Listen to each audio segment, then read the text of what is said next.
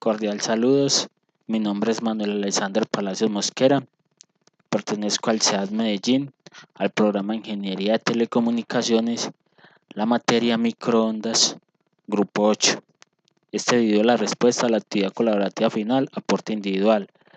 Procedo a explicar los entornos que afectan los radioenlaces. El primero de ellos es la curvatura de la Tierra. Al momento de plantear un radioenlace a muy largas distancias es necesario tener en cuenta la curvatura de la Tierra, ya que se puede presentar un fenómeno llamado radioeléctrico que afecta los radioenlaces. Dentro de la curvatura de la Tierra existe un factor de corrección que está dado por la ecuación F igual a D1 por D2 sobre 2 por K por A, donde K es la constante de la Tierra ficticia, habitualmente 4/3 en condiciones atmosféricas estándar. A es el radio de la Tierra, aproximadamente 6.370 kilómetros, y D1 y D2 son las distancias de los obstáculos a ambos extremos del radioenlace. Lógicamente, variaciones de las condiciones atmosféricas constante K provocarían cambios en la altura efectiva de los obstáculos. Con esta ecuación se calcula el factor corrección para obstáculos. El segundo punto a analizar es la zona de Fresnel. La zona de Fresnel se da cuando hay una transmisión, se genera una onda electromagnética entre X y Rx, y esta onda es parecida a una elipse horizontal que tiene un radio aproximadamente 10 metros de amplitud. La zona de Fresnel puede tener obstáculos, pero esos obstáculos no pueden superar el 20% del área.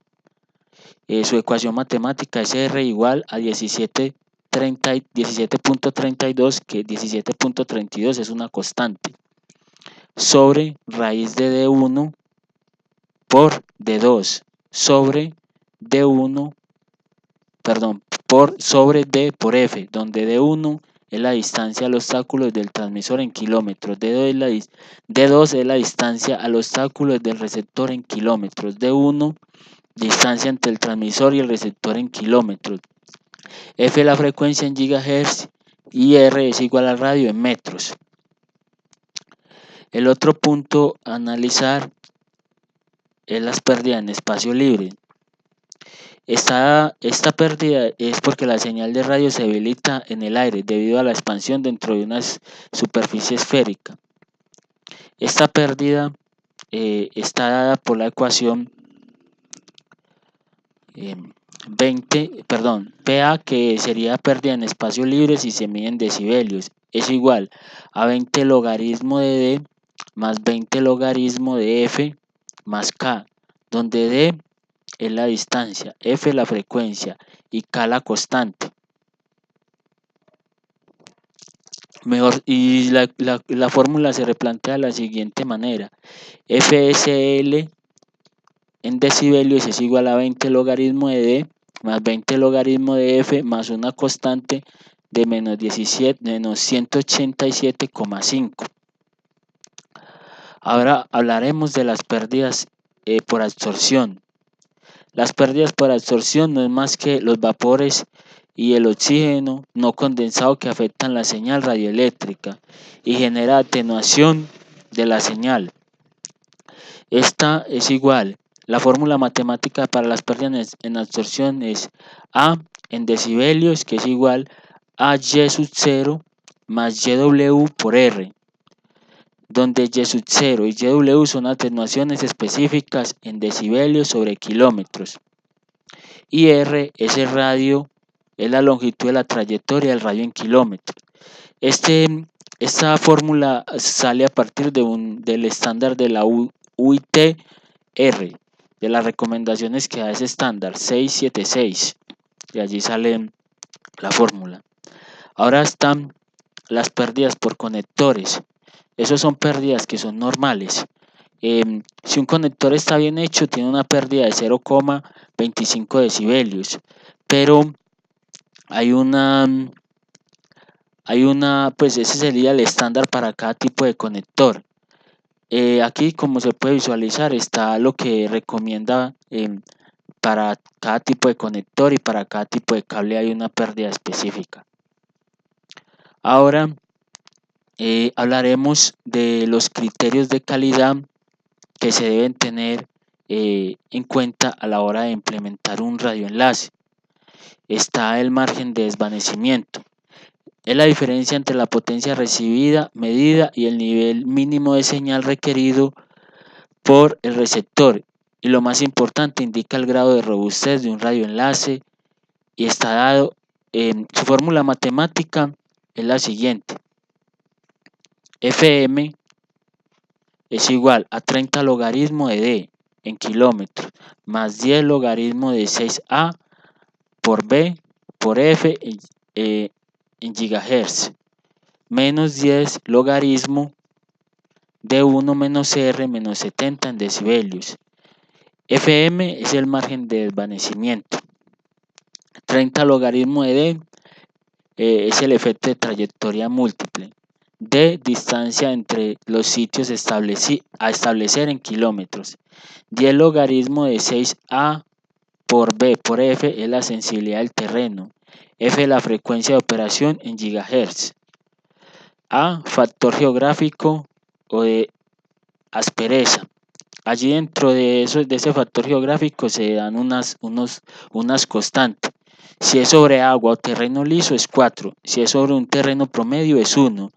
Si es sobre un terreno muy áspero y montañoso 0,5.